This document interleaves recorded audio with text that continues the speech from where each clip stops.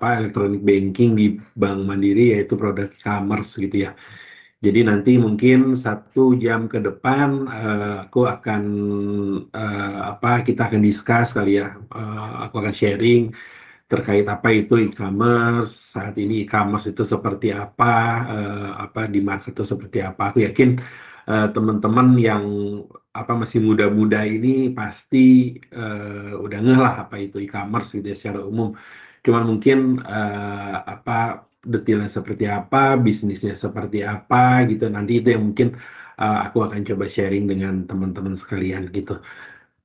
Aku akan share materi, tapi sebelumnya aku matikan kamera ya, rekan-rekan sekalian, karena takutnya kalau dinyalain terus dia akan lag gitu ya. Aku izin tutup kameraku dulu ya, teman-teman.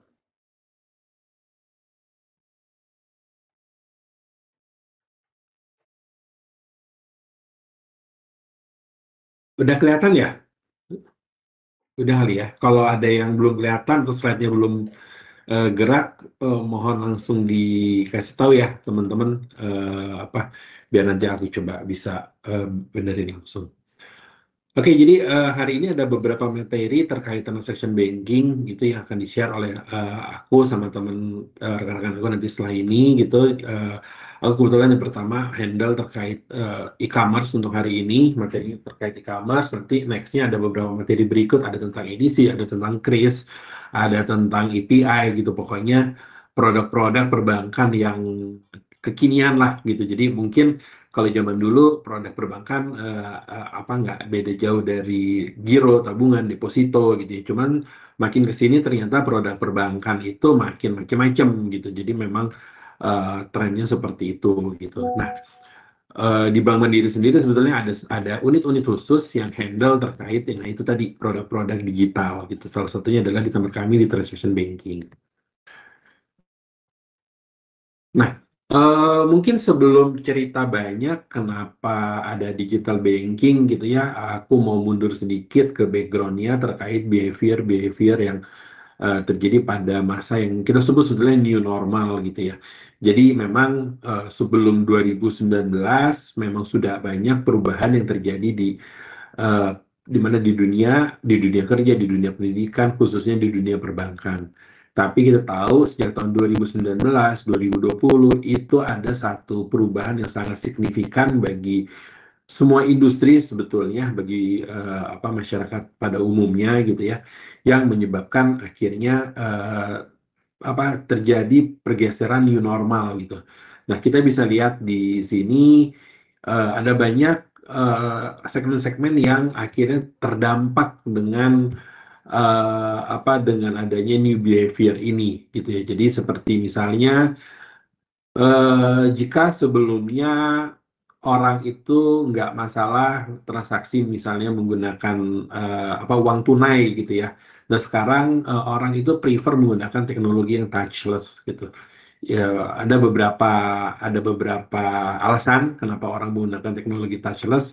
Mungkin salah satunya adalah karena eh, mengurangi resiko untuk bersentuhan langsung dengan mungkin dengan uang atau dengan dengan ya terutama dengan uang gitu yang mungkin udah sering berpindah tangan gitu. Jadi mungkin orang sekarang lebih merasa lebih nyaman jika menggunakan produk perbankan, produk-produk khususnya produk perbankan yang eh, bentuknya touchless, bisa menggunakan kartu, bisa menggunakan mobile banking dan sebagainya gitu. Kemudian ini mungkin sedikit ada view dikit bahwa sekarang bekerja dan belajar juga sekarang udah kalau sebelumnya semua harus datang ke kantor, sekarang di masa pandemi itu semuanya dilakukan dari rumah. Nah, sekarang kita sudah masuk ke masa-masa hybrid gitu ya. Di tempat kami di Bank Mandiri, jika sebelum 2019 semua meeting adalah offline, harus ketemu. Sekarang setelah masa pandemi alhamdulillah berakhir, eh, banyak meeting-meeting, banyak pekerjaan yang dilakukan secara hybrid gitu. Jadi seperti sekarang, seperti hari ini kita belajar, kita diskusi secara online gitu. Sebelumnya nggak mungkin ini dilakukan gitu. Sebelumnya ini semua dilakukan secara offline gitu. Kita ketemu di satu tempat, kita sharing bareng seperti itu. Tapi sekarang nggak seperti itu. Kita bisa melakukannya semua secara hybrid dan itu sudah menjadi satu kebiasaan baru. Online shopping juga bertambah. Sebelum 2019 memang sudah banyak, tapi sekarang kami melihat trennya penggunaan online shopping itu semakin banyak. Jadi semakin banyak dari sisi transaksinya, makin banyak juga merchant-merchant atau apa toko-toko yang melakukan penjualan-penjualan secara online, kemudian apa ya itu semua dilakukan online shopping udah semakin banyak gitu ya. Orang semakin nyaman menggunakan online shopping, nggak cuma anak-anak muda tapi apa generasi-generasi baby boomers, Gen X dan sebagainya itu juga sudah mulai shift melakukan online shopping. Intinya dari sini adalah cashless society itu sudah makin tumbuh gitu. Jadi memang trennya adalah orang saat ini lari menggunakan transaksi-transaksi cashless daripada dia menggunakan transaksi-transaksi yang dilakukan secara tunai. Nah ini sedikit view terkait konsumen di era digital gitu ya. Jadi orang udah no cash dan go digital itu nggak hanya di Indonesia tapi secara global pun begitu kejadiannya. Jadi memang orang secara umum sudah prefer transaksi-transaksi yang digital gitu. Jadi banyak memang inisiatif-inisiatif, kemudian banyak terobosan-terobosan baru gitu ya di dunia perbankan, di dunia transaction, di dunia pembayaran, di mana orang bisa melakukan transaksi secara non tunai. Kemudian kita bisa lihat di sini bahwa memang secara umum di Indonesia itu e-commerce-nya terus meningkat dan orang memang semakin nyaman. Di survei ini kita lihat bahwa orang semakin nyaman untuk melakukan transaksi yang sifatnya itu tadi online shopping seperti itu. Karena kenapa? Karena jika sebelumnya ketika kita ingin melakukan transaksi kita harus datang ke toko gitu ya, belum tentu di tempat kita ada toko tersebut yang kita memang mau. Tapi dengan adanya online shopping ini, toko apapun kita bisa belanja gitu ya, brand apapun gitu ya, kita bisa akses ke sana untuk membeli barang dari brand tersebut atau toko tersebut atau barang tersebut yang kita memang inginkan. Jadi memang dengan adanya online shopping ini mempermudah sebetulnya kehidupan kita. Oke.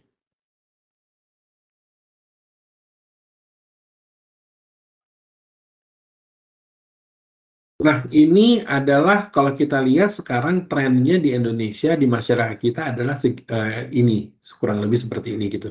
Jadi memang tadi aku udah cerita online, orang udah shifting ke online, semuanya dilakukan secara digital.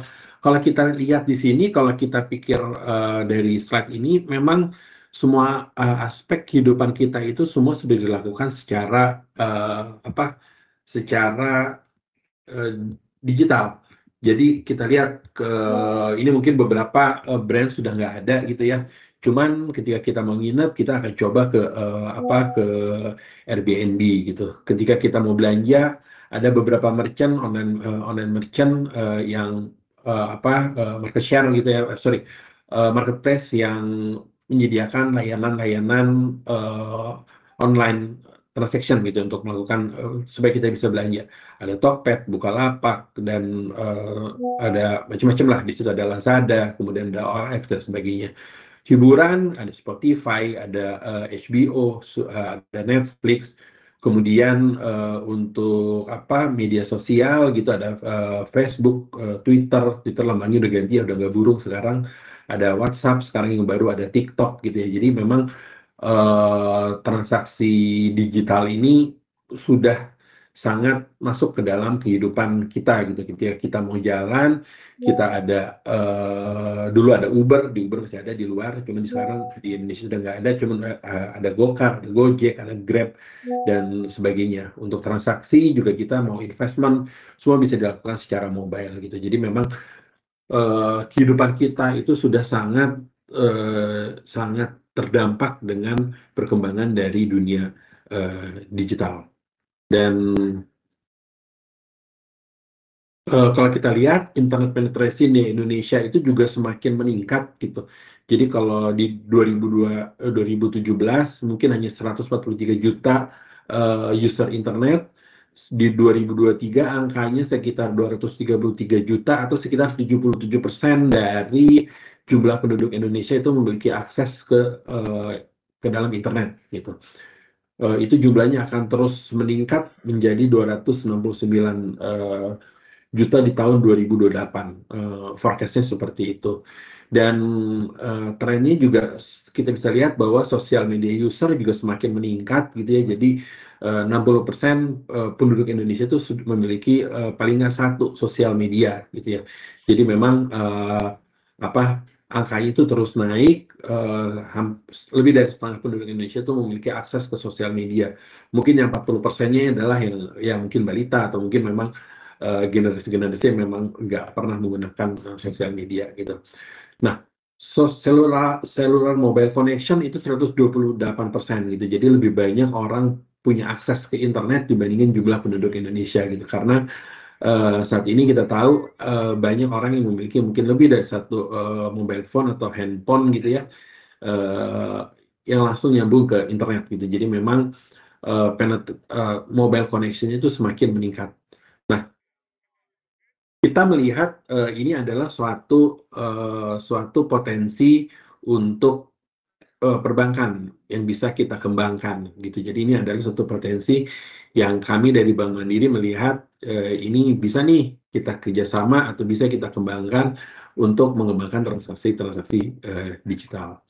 Nah, untuk fintech di Indonesia juga kita lihat bahwa eh, fintech di Indonesia itu terus tumbuh ya. Dia dalam 10 tahun terakhir dia tumbuh hingga 7 kali lipat gitu ya.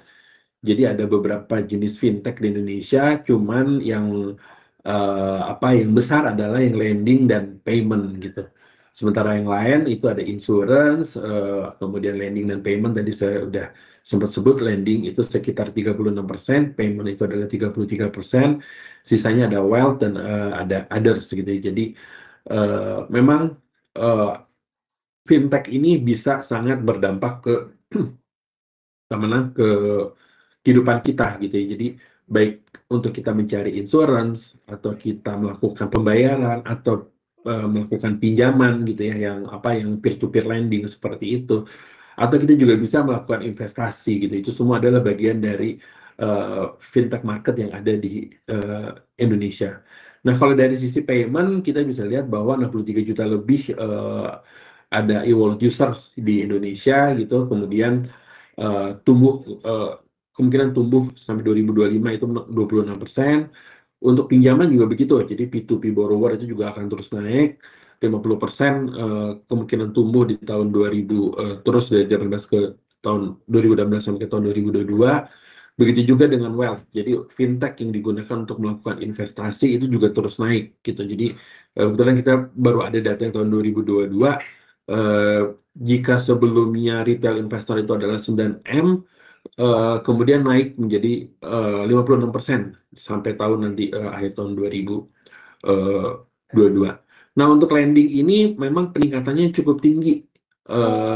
Mungkin memang pola konsumen kita saat ini yang mungkin mengharuskan kita melakukan lending, melakukan pinjaman gitu ya, peer-to-peer lending borrower dengan akses yang lebih mudah gitu. Cuman mungkin note-nya di sini adalah ketika kita atau teman kita atau rekan kita tolong diingetin ketika mereka ingin melakukan pinjaman, walaupun mudah tapi tetap kita harus bisa bertanggung jawab ya teman-teman sekalian gitu. Jadi tetap melakukan pinjamannya dari pinjaman-pinjaman yang memang sudah mendapatkan persetujuan dari eh, OJK dan regulator yang ada di Indonesia. Mungkin aku cerita sedikit, jadi mungkin sekitar 3 bulan lalu kita kami dari Bank Mandiri ngobrol-ngobrol dengan rekan-rekan bisnis yang handle terkait P2P gitu ya. Sekitar 3 bulan yang lalu transaksi lending di fintech ini meningkat tajam gitu, sangat tinggi gitu, tiba-tiba dia spike naik. Ternyata lucu juga gitu, ternyata setelah kita tanya-tanya, ketika kita tanya gitu ya ke teman-teman yang ada di peer-to-peer lending, kita tanya, kenapa sih sebetulnya tiba-tiba naik gitu transaksinya sekitar 3 bulan yang lalu, itu mungkin sekitar bulan April Mei lah kurang lebih gitu.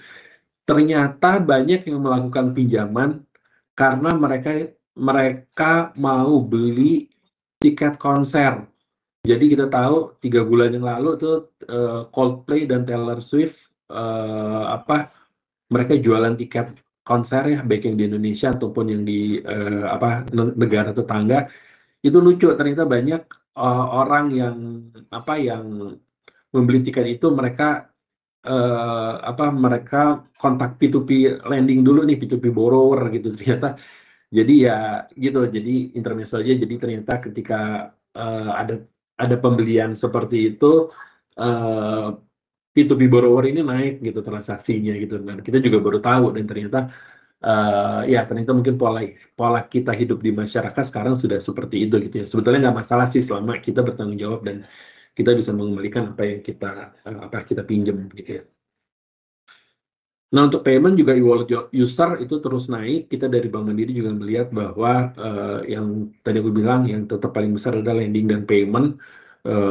Jadi memang payment itu untuk pembayaran menggunakan fintech itu terus naik, dan usernya juga paling banyak gitu ya, 63 juta lebih itu user pengguna e-wallet gitu. Nanti mungkin pertanyaannya adalah hubungannya ini semua, tren ini dengan Bank Mandiri itu apa sih? Fungsinya Bank Mandiri itu di mana sih? Oke. Nah, sebelum ke sini aku mau share eh, video dulu sebentar ya. Aku share.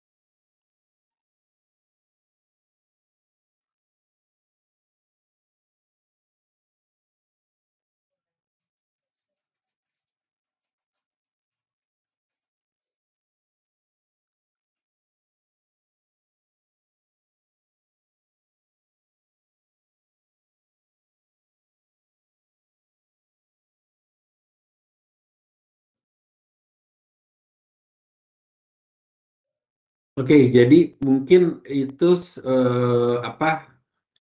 sedikit intermezzo, sedikit pembukaan gitu ya terkait e-commerce Bank Mandiri gitu. Jadi memang Bank Mandiri memiliki layanan e-commerce. Nah, sebetulnya ketika kita bicara Mandiri itu punya e-commerce gitu. Nah, banyak orang-orang yang mungkin rekan-rekan juga gitu berpikiran, oh Bank Mandiri itu berarti punya ini ya, berarti Bank Mandiri punya marketplace ya, seperti Tokopedia.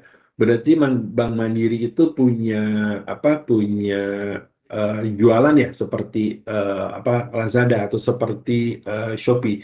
Sebetulnya enggak, kita nggak punya, kita Bank Mandiri itu bukan marketplace gitu. Cuman kita memang eh, bergerak, salah satu unit bisnis kita itu bergerak di bidang internet acquiring atau internet acquiring e-commerce gitu. Nah, internet acquiring e-commerce itu apa? Habis slide ini mungkin aku akan jelasin, cuman ini sedikit overview gitu ya, eh, kenapa kita menawarkan kerjasama, kami menawarkan kerjasama e-commerce kepada partner gitu, karena saat ini dari sisi kartu, Bank Mandiri adalah salah satu bank terbesar eh, bank terbesar yang memiliki nasabah kartu gitu ya. Kita ada sekitar 32 juta pengguna kartu Bank Mandiri, baik debit maupun kredit. Kemudian kita juga punya sistem ekosistem loyalty yang sangat besar ya, dengan kurang lebih 6 juta living point. Kemudian kita punya customer engagement yang juga sangat besar gitu ya.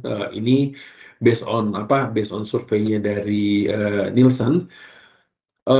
Kemudian kita juga punya uh, brand activation program yang cukup baik gitu ya, karena saat ini mobile bankingnya Bank Mandiri adalah Livin by Mandiri gitu.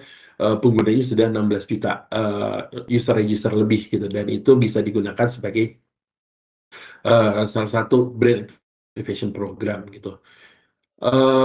Dari channel fisik, Bank Mandiri juga cukup banyak gitu ya. Channelnya kita punya 4.000 kantor cabang lebih dari seluruh penjuru Indonesia. Jadi ini juga merupakan satu nilai lebih bagi Bank Mandiri gitu. Jadi ketika nasabah ingin bertransaksi menggunakan e-commerce Bank Mandiri, ingin bekerja sama, sebetulnya dimanapun mereka berada, mereka bisa bekerja sama dengan Bank Mandiri, karena ada beberapa digital payment, digital company yang mungkin pusatnya cuma di Jakarta gitu. Jadi ketika misalnya ada teman-teman yang posisinya ada di luar di luar Jakarta, atau malah mungkin di luar Pulau Jawa gitu ya, itu rada sulit tuh bekerja sama dengan partner tersebut gitu. Sedangkan Bank Mandiri, kita punya kantor cabang 4.000 lebih, 4.050 lebih, itu dari ujung Sabang sampai Merauke gitu. Jadi dimanapun rekan-rekan berada, bisa mengembangkan kerjasama e-commerce dengan Bank Mandiri. Kita juga punya mesin ATM yang cukup banyak, ada 13.000, ada mesin edisi ada sekitar 180.000, dan saat ini sudah ada 1.200 merchant e-commerce yang bekerja sama dengan Bank Mandiri. Gitu. Nah, model kerjasamanya seperti apa? Jadi kita punya yang namanya Mandiri Internet Acquiring gitu. Jadi ini adalah suatu kemudahan transaksi online dengan layanan e-commerce gitu ya. Jadi layanan pembayarannya dilakukan secara online menggunakan kartu kredit atau kartu debit yang berlogo Visa, Mastercard, dan JCB, bisa melalui website atau aplikasi milik merchant. Nah, kalau kita baca di sini, sebetulnya kami dari Bank Mandiri itu tidak jualan barangnya, kita tidak jualan, dalam hal ini contohnya Garuda ya, kita tidak jualan tiket Garuda, kita tidak melakukan penjualan seperti Tokopedia atau Shopee, tapi pembayaran di belakang Tokopedia, pembayaran di belakang Shopee, pembayaran di belakang Garuda, itu kita yang handle, kita kerjasama dengan merchant-merchant tersebut gitu. Nah, itulah yang disebut bisnis acquiring itu seperti itu gitu ya. Dalam hal ini adalah internet acquiring. Habis ini mungkin rekan-rekan akan dengar sharing terkait edisi, itu bisnisnya juga kurang lebih sama gitu ya, merchant acquiring. Jadi kalau merchant acquiring ini, jadi ketika kita belanja, biasanya kita menggunakan kartu debit, kredit, ataupun ya kartu debit atau kredit, atau sekarang sudah menggunakan kris yang dipegang oleh pelanggan nasabah untuk melakukan belanja, itu kita sebutnya sisi issuing gitu ya. Jadi itu yang ada di nasabah, yang terlihat oleh nasabah gitu. Sementara kami di tim e-commerce, nanti juga di tim edisi dan di tim acquiring lainnya, itu adalah yang menghandle kerjasama penerimaan transaksinya dengan merchant-nya gitu. Jadi kalau misalnya aku lari sedikit ke edisi, jadi kalau misalnya teman-teman belanja di toko gitu ya, di toko offline menggunakan kartu, kan gesek kartu di mesin edisi. Nah, itulah yang disebut acquiring gitu. Sama juga dengan e-commerce, ketika teman-teman melakukan pembayaran di Tokped, di Traveloka, di Tiket.com dan sebagainya, teman-teman sebetulnya tahunya cuma kartu yang dipakai gitu ya. Cuma sebetulnya di belakangnya itu ada bisnis lain yang biasanya hanya diketahui oleh yang biasanya pelanggan itu nggak tahu gitu ya. Cuma sebetulnya ada bisnis lain yang potensinya cukup besar, yaitu penerimaan transaksinya gitu, pemrosesan transaksinya. Nah, itu yang dilakukan oleh kami di tim Mandiri Internet Acquiring gitu. Jadi yang kami lakukan adalah gimana caranya supaya transaksinya bisa masuk bisa lancar dan bisa masuk ke Bank Mandiri. Nah, ada beberapa jenis kerjasama yang bisa dilakukan. Yang pertama yang ini Internet Acquiring. Jadi apa kita bekerja sama supaya di website atau di aplikasi milik merchant itu bisa digunakan untuk bertransaksi secara online menggunakan kartu debit dan kartu kredit yang berlogo Visa, Mastercard, dan saat ini Mandiri juga sudah bekerja sama dengan JCB. Sebetulnya ada satu transaksi lagi yang bisa dilakukan, yaitu menggunakan virtual account gitu. Jadi kadang-kadang ketika kita belanja di Tokped, kan suka ada tuh pembayarannya mau menggunakan apa gitu ya. Salah satu yang bisa dipilih adalah menggunakan virtual account gitu. Jadi nanti kalau menggunakan virtual account itu ada satu nomor yang nanti bisa di-copy dan nanti rekan-rekan masuk ke Livin, masukkan nomor tersebut untuk melakukan pembayaran. Di Bank Mandiri juga ada sistem pembayarannya seperti itu, tapi kebetulan untuk hari ini kita nggak bahas yang transaksi menggunakan virtual account ya teman-teman. Yang kita bahas hari ini adalah transaksi menggunakan kartu baik kredit maupun kartu debit gitu. Oke, ini mungkin coba aku putar ya video yang ini.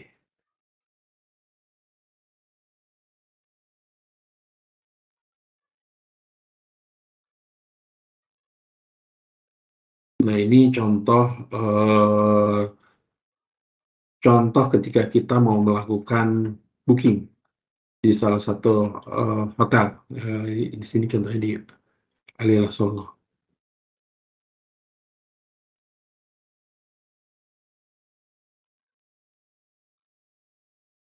Oke, jadi sudah dimasukkan. Kemudian saya select,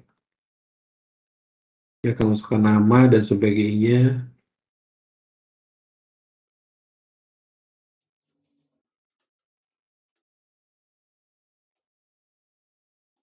Nah, sudah selesai gitu. Jadi itu bisnis internet acquiring yang pertama itu seperti itu ya teman-teman. Jadi gimana tadi bisa melakukan penerimaan transaksi secara online menggunakan kartu. Nah, kemudian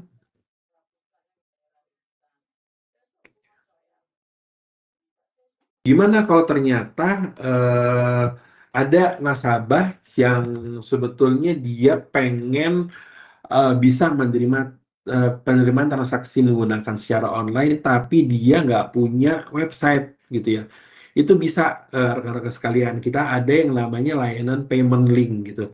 Nah, biasanya layanan payment link ini diberikan kepada merchant-merchant yang contohnya orang-orang yang melakukan penjualan mungkin di Facebook atau di sosial media seperti itu, dia nggak mau melakukan transaksinya via transfer atau dia nggak mau melakukan transaksinya melalui COD, dia bisa bekerja sama dengan partnernya Bank Mandiri untuk bisa melakukan pembayaran menggunakan payment link.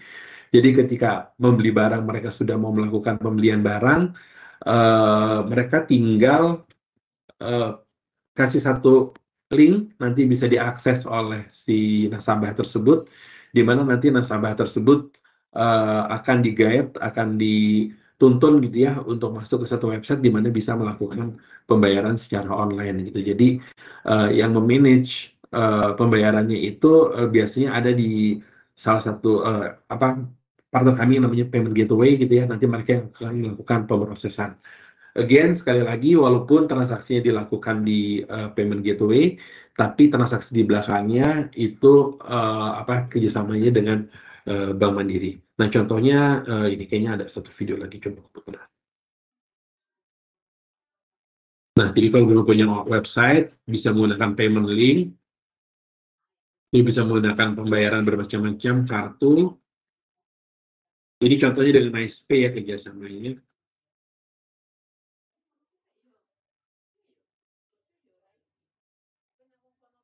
Tinggal dimasukkan saja, nomor namanya dan sebagainya.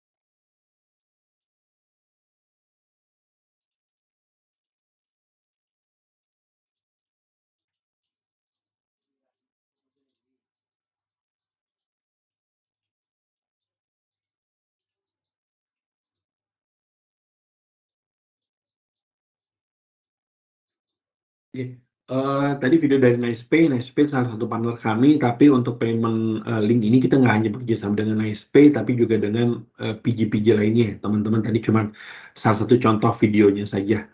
Seperti itu. Jadi tadi jelas kita udah lihat bareng bahwa bagi nasabah-nasabah, bagi orang-orang pedagang gitu ya yang mau melakukan penjualan, tapi mereka nggak punya website, itu tidak menutup kemungkinan bisa melakukan transaksi atau berbelanja menggunakan kartu debit ataupun kartu kredit dengan layanan payment link ini. Nah, biasanya yang menggunakan layanan ini merchant-merchant yang belum nggak punya website, dia merchant-merchant kecil, tapi kadang-kadang ada juga merchant-merchant yang seperti hotel gitu ya, itu juga tetap memerlukan layanan payment link gitu. Jadi mereka mungkin belum punya website atau selama ini mungkin pembayarannya mereka melalui online travel agent, tapi dengan adanya layanan payment link ini, si hotel tersebut gitu ya bisa kita bisa melakukan booking ke hotel tersebut menggunakan kartu kredit dan kartu debit. Yes, sorry. Nah, untuk Mandiri e-commerce sendiri ada beberapa fitur. Aku sekarang mau mungkin berbicara fitur dan benefitnya gitu ya. Fiturnya adalah pertama menggunakan OTP untuk setiap transaksi gitu. Jadi OTP ini sebagai pengaman. Kadang-kadang kita ngerasa kok ribet ya harus masukin OTP tiap kali, tapi sebetulnya itu adalah untuk mengamankan setiap transaksi gitu. Jadi supaya transaksinya itu genuine dan kita bisa selalu memasukkan password yang hanya masuk ke handphone kita ya untuk melakukan verifikasi terhadap transaksi tersebut. Kemudian kita juga ada kerjasama Power Buy, jadi kerjasama cicilan itu adalah kerjasama bukan kerjasama, itu adalah program di kami di Bank Mandiri gitu ya. Jadi antara kami di sisi acquiring dan tim kartu kredit Bank Mandiri itu punya program yang namanya Power Buy. Jadi nasabah bisa melakukan pembayaran cicilan langsung dari transaksi yang mereka lakukan. Kemudian juga ada monitoring transaction secara real time. Jadi ketika merchant itu melakukan ada transaksi, merchant itu bisa melakukan transaksi, bisa cek transaksi secara real time dari dashboard yang disediakan oleh Payment Gateway atau PG-nya. Bisa juga dilakukan refund online. Jadi ketika misalnya ada transaksi yang harus di-refund, kalau sebelumnya dari sisi merchant itu harus melakukan proses pengembalian dananya, itu harus kontak ke help desk dan sebagainya gitu ya, isi form. Ini sebetulnya dengan satu button saja itu sudah bisa melakukan proses refund. Kemudian juga ada authentication sama capture. Jadi ini transaksi mencairkan dana dari limit kartu untuk transaksi selanjutnya. atau biasanya disebut pre-out jika itu di edisi. Ini biasanya fitur untuk di hotel. Jadi kalau teman-teman booking hotel kadang-kadang ketika kita ke CS-nya, si CS ke customer service di hotel, customer service-nya itu akan bilang bahwa akan ada dana yang di hold dulu. Biasanya nanti kalau misalnya kita beli makan atau mungkin beli eh, minuman gitu yang di dalam kamar hotel, itu kan ada biayanya gitu ya. Nah itu biasanya nanti akan langsung di-charge dari pencadangan dana yang di hold dari limit kartunya gitu. Nah itu yang disebut pre-out. Biasanya ini umumnya dilakukan oleh merchant-merchant hotel. Benefitnya kerjasama Mandiri e-commerce ini adalah fitur benefit dari Bank Mandiri e-commerce ini adalah transaksi bisa dilakukan baik kartu debit dan debit baik dari Bank Mandiri atau dari bank lain, dan kita menerima saat ini kita menerima 3 prinsipal, yaitu dari Visa, Mastercard, dan JCB. Ada beberapa prinsipal lain yang saat ini kita masih ongoing kerjasama, UnionPay, kemudian Amex gitu ya, kita juga masih review. Cuman sebetulnya secara umum, secara global, transaksi paling besar itu mungkin sekitar 70% itu adalah Visa, 20% itu adalah Mastercard, sisanya itu dibagi-bagi antara JCB, Amex, dan prinsipal-prinsipal lainnya gitu. Jadi memang kita udah kerjasama dengan Visa dan Mastercard juga sebetulnya sudah bisa menggetar kebutuhan penggunaan kartu dari masyarakat. Kemudian meningkatkan nilai transaksi atau ticket size. Tadi di awal aku udah cerita bahwa saat ini trennya adalah shifting transaksi dari transaksi transaksi yang offline ke online, bahkan ke merchant-merchant yang kecil pun sekarang sudah dilakukan semuanya secara online gitu ya. Nah, jadi dengan adanya bagi merchant sendiri, jika mereka memiliki website atau mereka bisa membuka layanan untuk menerima transaksi menggunakan secara online, itu akan meningkatkan ticket size mereka gitu, dan itu juga meningkatkan potensi pembeli gitu ya. Jadi yang sebelumnya mungkin mereka hanya bisa menerima pembelian dari kota yang sama, kirim barang juga COD gitu ya. Nah, dengan adanya kerjasama menggunakan e-commerce ini, si merchant tersebut sebetulnya meningkatkan potensi dia untuk bisa melakukan penjualan barang ke lokasi-lokasi yang jauh gitu ya. Nah, jadi dia bisa jualan kemana aja. Kemudian ada program marketing campaign. Jadi kami di Bank Mandiri juga sebetulnya ready untuk menyiapkan marketing campaign ke merchant-merchant, tapi tentu saja kita melihat untuk marketing campaign ini kita melihat timbal baliknya gitu ya. Jadi kalau memang ada merchant yang kita lihat memang cukup besar untuk bisa diajak kerjasama, kita willing untuk melakukan kerjasama dengan merchant-merchant tersebut. Kemudian Bank Mandiri juga menyediakan merchant help desk 24/7. Jadi bagi merchant itu sendiri jika mengalami kesulitan, ada isu, itu bisa selalu menghubungi Bank Mandiri untuk mendapatkan layanan bantuan. Nah, ini ada beberapa program marketing campaign yang bisa kita siapkan kepada merchant gitu ya. Cuman ini mungkin overview aja, karena biasanya marketing campaign ini kita berikan untuk merchant-merchant yang memang secara pada itu cukup besar, atau ketika ada event-event, misalnya ada event UMKM, kita bisa mempromosikan event UMKM tersebut ataupun merchant-merchant yang turut serta di event UMKM tersebut melalui sosial medianya Bank Mandiri, baik IG, Twitter, atau Facebook. Kemudian kita juga ada kerjasama, tadi aku udah bilang, kerjasama dengan kartu kredit dan debit Bank Mandiri gitu ya. Jadi ini dua sisi nih, dari sisi pengguna kartunya akan mendapatkan promo, dari sisi merchantnya itu juga biasanya kita bisa buatkan program seperti itu. Jadi Bank Mandiri siap membantu dua sisi, baik dari sisi tokonya ataupun orang yang mau melakukan pembelian, untuk memberikan promo-promo yang menarik. Kemudian billboard di setiap region, Bank Mandiri sebetulnya memiliki billboard untuk melakukan pemasaran above the line ya, itu cukup banyak, ada di hampir di semua region ada gitu ya. Jadi memang kita lihat walaupun shiftingnya saat ini promo-promo itu sudah yang targeted ke baik di Instagram atau di Twitter atau di Facebook, di sosial media seperti itu ya, melalui email blast atau WhatsApp blast dan sebagainya. Cuman kita lihat penggunaan campaign menggunakan billboard ini masih tetap efektif dan bisa terus dilakukan, dan itu yang terus kami lakukan saat ini.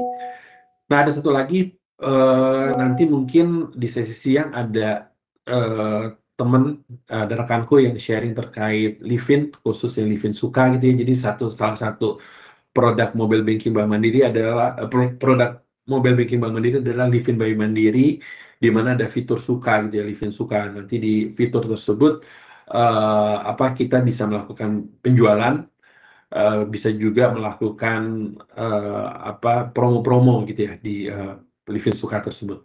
Cuma nanti untuk detailnya nanti ada temanku yang sharing terkait Livin Suka di sesi siang kalau nggak salah.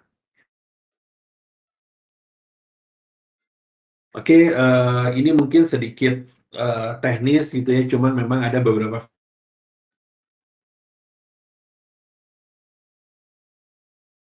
fitur yang kita anggap sebagai fitur khusus di e-commerce. Yang satu adalah transaksi non 3DS. Apa itu non 3DS? Jadi kalau teman-teman tadi aku udah cerita di awal, biasanya transaksi menggunakan OTP gitu. Cuman ada merchant-merchant besar atau merchant-merchant yang fast moving gitu ya, dia nggak mungkin ada 3DS-nya. Jadi nggak mungkin ketika setiap transaksi menggunakan OTP. Contohnya adalah transaksi ketika kita menggunakan taksi gitu ya. Biasanya jadinya lama tuh kalau kita harus menunggu 3DS-nya dulu, OTP-nya dulu, terus kita melakukan pembayaran. Apalagi kalau misalnya kita naik taksi, kita turun di pinggir jalan, keburu taksinya nanti diklaksonin sama yang di belakang gitu ya. Jadi memang untuk beberapa merchant seperti taksi, kemudian merchant-merchant yang memang sudah besar gitu ya, uh, beberapa di antaranya Tokopedia dan Shopee itu sudah kita berikan layanan khusus sehingga dia tidak menggunakan OTP lagi gitu untuk mempercepat transaksinya. Tapi ini nggak sembarangan kita kasih, karena kita harus review dari sisi risk, kita harus review dari sisi produknya dulu gitu ya. Kita melihat again, karena memang mereka merchant besar dan sudah proven, kita memberikan layanan lebih kepada merchant-merchant tersebut. Nah, untuk non 3DS sendiri ini sebetulnya eh kita aware ini ada resikonya gitu ya, karena hanya dari sisi pelanggan hanya perlu memasukkan password tapi tidak perlu memasukkan OTP. eh Best practice-nya itu adalah ketika merchant meminta layanan non 3DS, ketika ada risiko itu merchant yang menanggung risikonya gitu. Jadi sebetulnya kami dari sisi bank cukup aman, tapi dari sisi merchant yang sebetulnya risikonya pindah ke sisi merchant. Makanya biasanya yang layanan non 3DS ini hanya diberikan kepada merchant-merchant yang besar, dan hanya merchant-merchant besar saja biasanya yang mau menggunakan layanan non 3DS ini. Kemudian ada satu lagi, ada fitur recurring. Fitur recurring ini adalah penagihan secara berkala dari merchant ke cardholder. Contohnya adalah asuransi atau mungkin langganan tempat fitness. Jadi kalau kita teman-teman yang mungkin fitness gitu ya, di tempat-tempat fitness yang ada sekarang, Fitness First atau mungkin di Celebrity Fitness dan lain sebagainya, itu biasanya diminta langganan selama 1 tahun. Tapi potongannya nggak dibayarin setahun di depan, nggak dipotong setahun di depan, tapi dipotongnya per bulan gitu ya. Nah, layanannya pemotongan secara berulang itulah yang disebut sebagai transaksi recurring gitu. Jadi setiap bulan kartu kreditnya akan otomatis dipotong tanpa melakukan konfirmasi. Jadi dilakukan secara non 3DS. Tapi ketika pertama kali kita menyebutnya melakukan binding, jadi transaksi tersebut di binding untuk dipotong, itu tetap diminta OTP, tapi untuk transaksi berikutnya, pembayaran berikutnya itu biasanya dilakukan secara non 3DS gitu. Satu lagi adalah direct debit gitu. Jadi kalau ini transaksi khusus untuk kartu kredit Bank Mandiri, baik yang Visa maupun GPN. Jadi kalau untuk kita tahu beberapa waktu yang lalu, beberapa tahun yang lalu, pemerintah mengeluarkan layanan prinsipal GPN gitu ya, payment gateway nasional. Nah, itu bisa menggunakan kartu debit. Itu adalah salah satu fitur khusus yang ada di Bank Mandiri. Kemudian berikutnya aku akan cerita terkait transaksi. Nah, ini mungkin sedikit teknis gitu ya. Cuma mungkin nggak apa-apa, ini bagus sebetulnya bagi teman-teman sekalian biar supaya tahu sebetulnya transaksi di belakang itu kejadiannya seperti gimana sih. Karena sebagai card holder biasanya kita tahunya cuman gesek kartu aja, terus barang dapat transaksi sukses, barangnya dapat, nanti tiap bulan kita dipotong gitu ya. Atau kalau misalnya direct debit, ya udah tabungan kita langsung potong gitu. Tapi itu sebetulnya transaksi di belakangnya itu cukup panjang. Jadi pertama dari card holder itu orang yang melakukan transaksi, melakukan pembayaran di web atau di aplikasi, pilih pembayaran menggunakan kartu debit atau kartu debit gitu ya. Kemudian nanti dia akan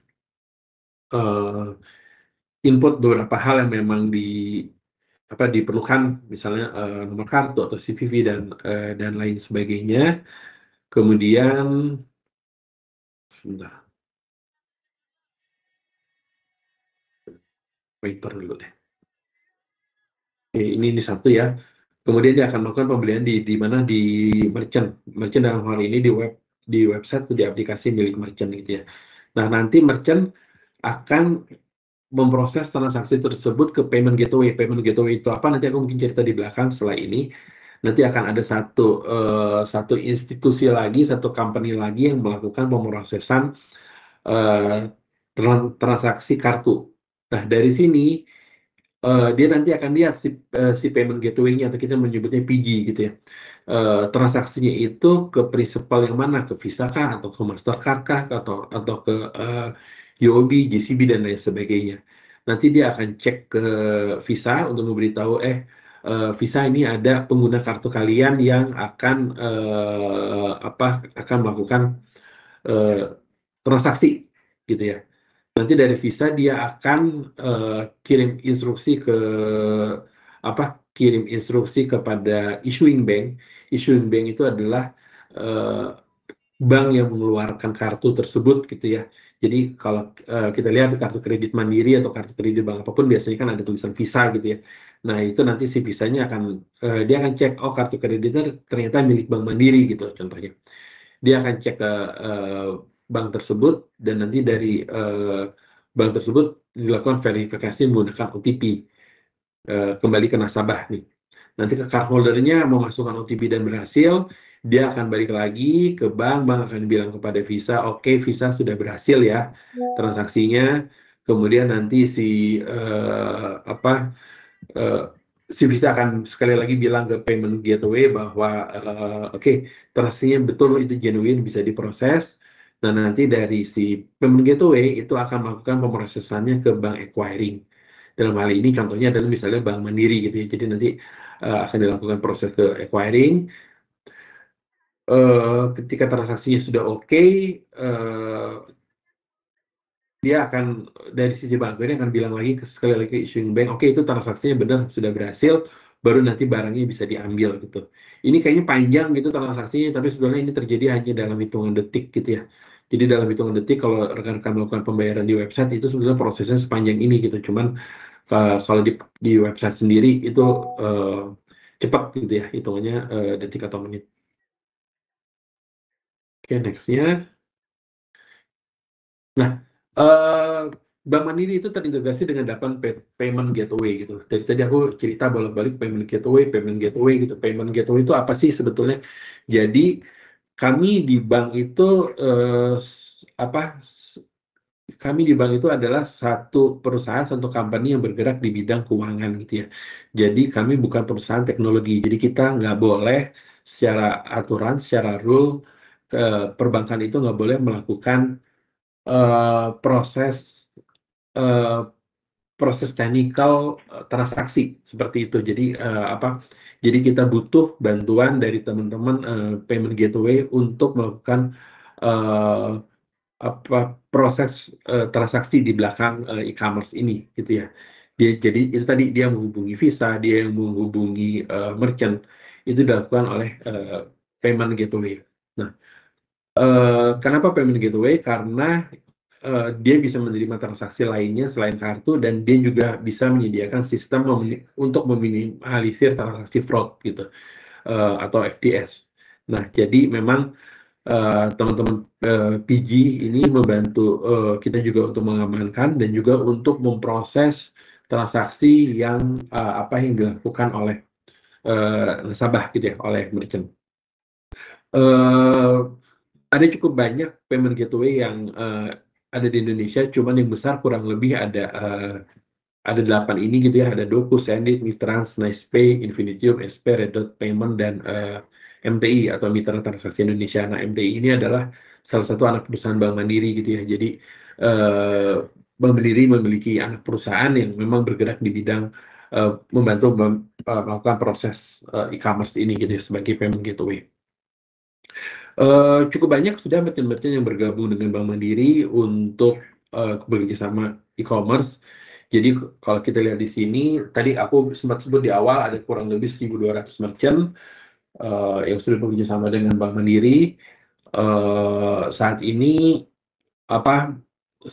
merchant-merchant besar yang sudah bekerjasama dengan Bank Mandiri. Mas, mobil kabel.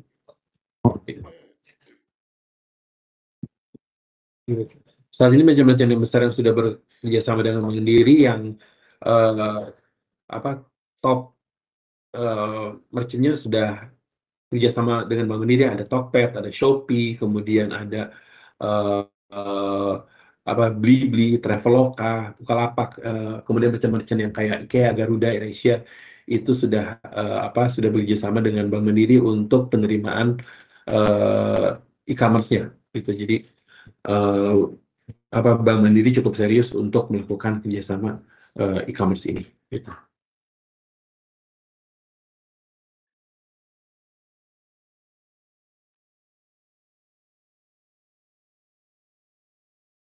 Ini mungkin sedikit sharing bentuk kerjasama e-commerce di Bank Mandiri. Jadi kita ada dua bisnis model yang dikerjakan. Yang satu adalah direct, yang satu lagi adalah kerjasama menggunakan merchant agregator. Jadi kalau untuk yang kerjasama dilakukan secara direct, itu Bank Mandiri langsung melakukan kerjasama ini dengan merchant. Posisi payment gateway itu adalah mereka yang membantu merchant tersebut gitu. Jadi kalau dalam kerjasama ini kerjasamanya langsung dilakukan antara Bank Mandiri dengan sebagai acquiring dengan si merchant. Jadi PKS kerjasamanya dilakukan antara Bank Mandiri dengan merchant itu langsung. Sementara satu lagi adalah kerjasama menggunakan agregator. Kita menyebutnya agregator. Biasanya agregator itu biasanya PG itu sendiri gitu ya. Jadi nanti si merchant agregatornya itu membantu Bank Mandiri untuk mencari merchant untuk melakukan akuisisi merchant.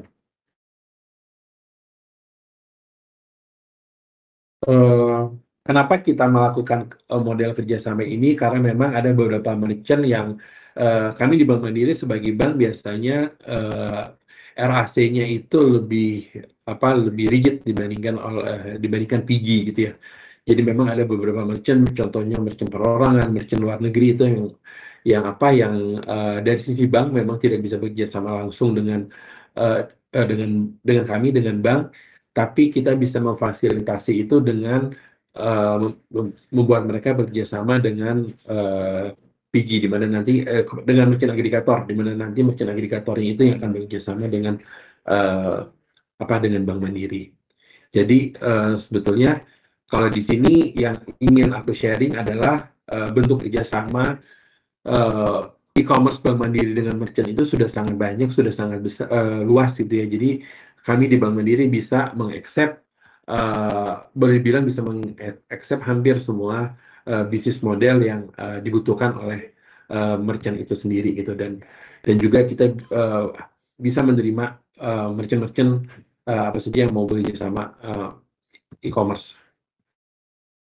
Oke, mungkin ini sedikit terkait direct debit gitu ya. Jadi kalau untuk direct debit sendiri itu source of fund-nya adalah kartu debit Visa dan kartu debit apa GPN. Jadi untuk fasilitas direct debit ini yang dilakukan adalah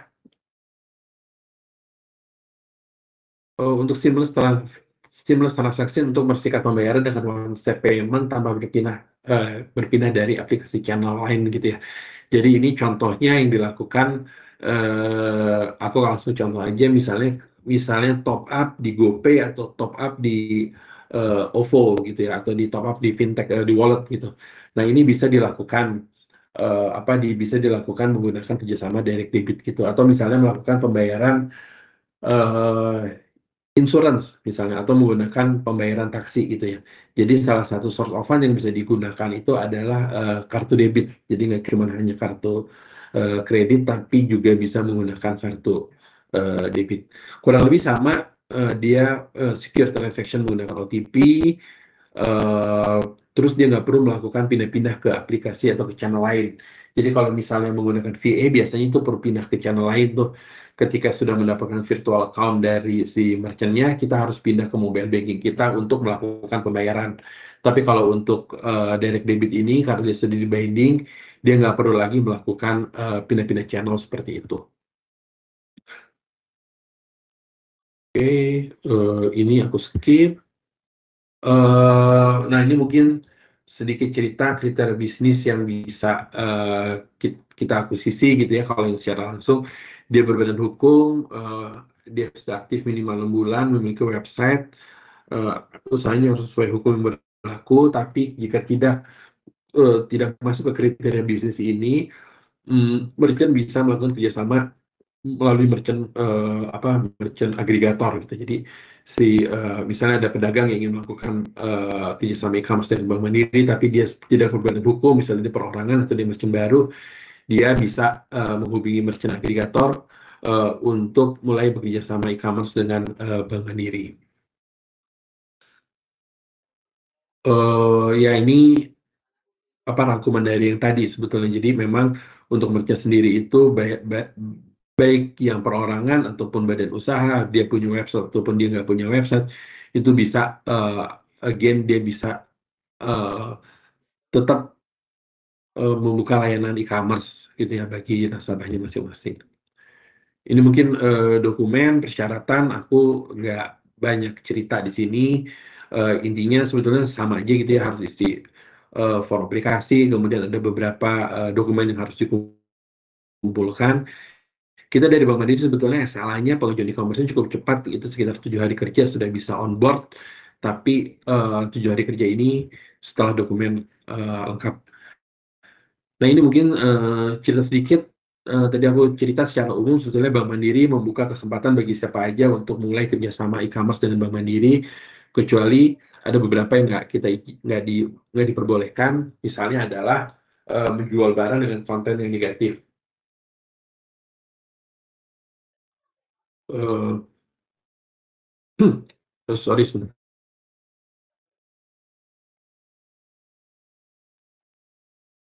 Maaf, teman-teman kepotong sedikit.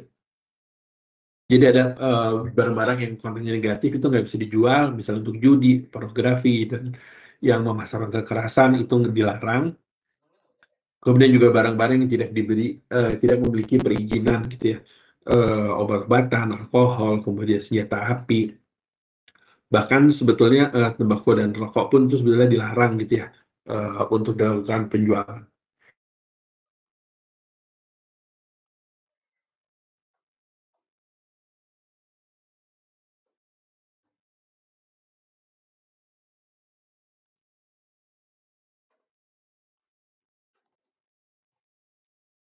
Oke, Kemudian yang nggak boleh dijual lagi adalah bergerak dalam bidang MLM,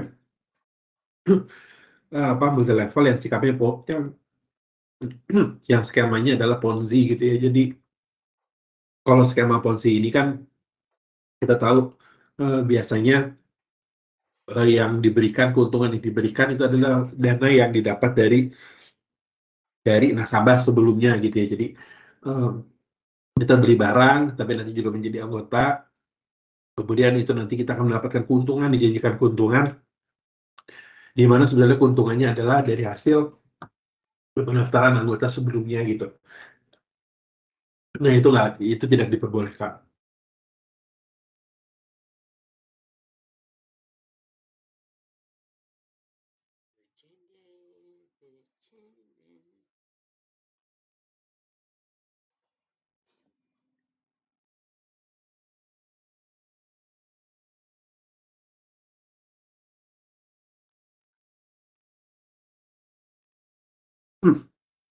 Maaf teman-teman, rada sedikit kepotong. Kita terusin ya. Jadi memang yang boleh dijual adalah barang atau jasa yang sama dengan perizinan yang berlaku gitu ya. Jadi kalau misalnya izinnya adalah sebagai toko obat gitu ya, barang yang harus dijual ya memang betul adalah obat gitu. Jadi dia nggak bisa perizinannya adalah toko obat, tapi yang dijual adalah misalnya makanan gitu. Nah itu tidak diperbolehkan. Kemudian kalau dari teknis, kalau dia misalnya punya website, domainnya harus asli, nggak boleh yang fiktif. Kemudian dia harus secure socket layer SSL. Itu biasanya kalau kita buka website yang ada tanda gembok gitu ya. Nah itu yang aman tuh dia. Yang sudah proven dia aman. Kemudian dia juga wajib 3DS kecuali merchant-merchant yang memang sudah mendapatkan approval dari RIS Bank Mandiri untuk bisa membuka layanan non 3DS. Terus terakhir, dia transaksinya harus dilakukan menggunakan mata uang rupiah.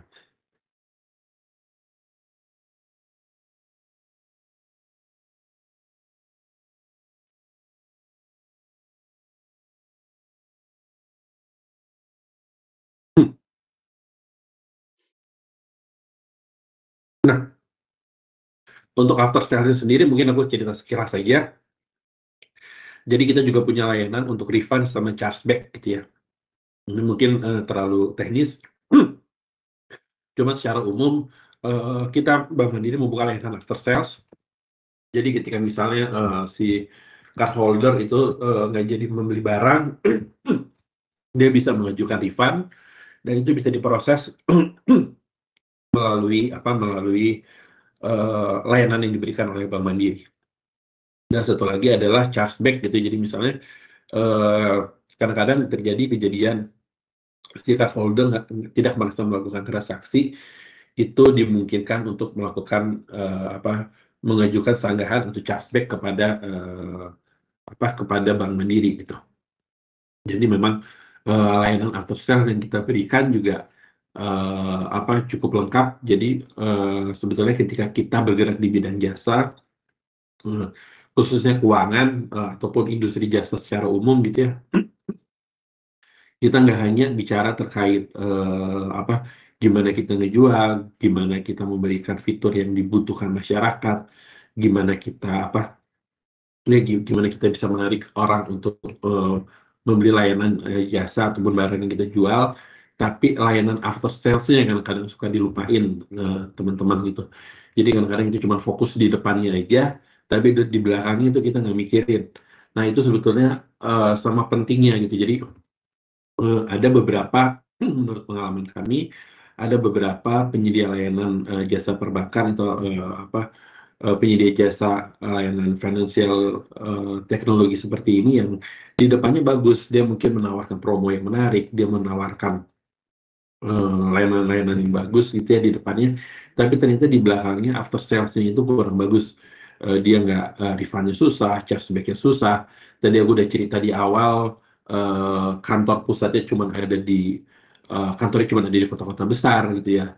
Nah, itu kadang-kadang membuat repot dan menjadi penilaian negatif bagi partnernya gitu. Jadi memang after sales sama urusan after sales ini sebetulnya sangat penting gitu ya. Jadi kalau kami di Bank Mandiri, kami punya unit khusus yang handle terkait layanan after sales ini, baik untuk refund maupun untuk chargeback gitu, dan layanan-layanan lainnya, keluhan-keluhan lainnya juga bisa kita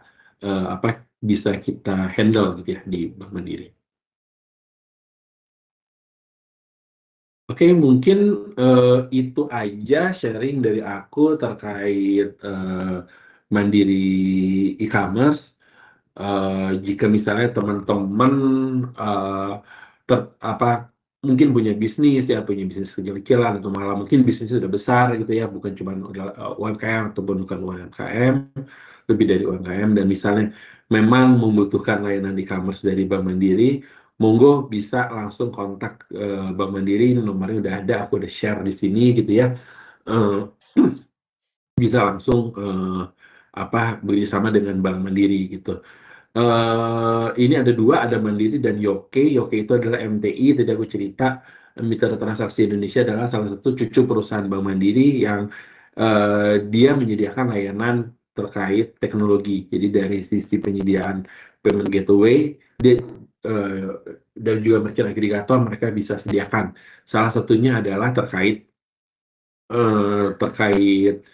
e-commerce, dan juga nanti di sesi berikut terkait edisi, terkait kris gitu ya. Nah, teman-teman dari Yoke atau dari MTI ini nanti yang membantu Bank Mandiri untuk melakukan pemasaran, untuk melakukan bantuan secara teknis kepada merchant untuk bisa bekerja sama dengan Bank Mandiri. Oke, mungkin terakhir dari aku seperti itu. Mungkin aku kembalikan ke Bu Rika sebagai moderator ya, Bu ya. Baik, terima kasih.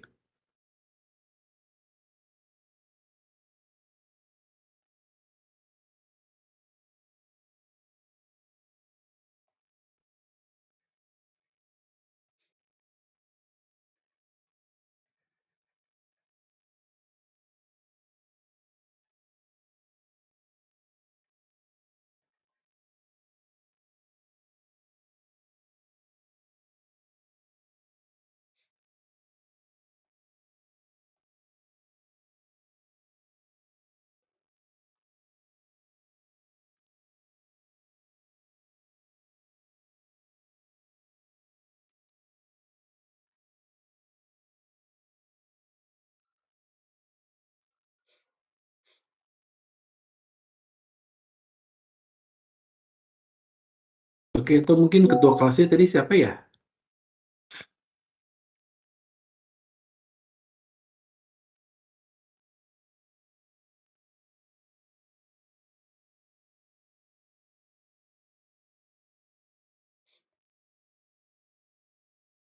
Adi, Kak, ketua kelasnya.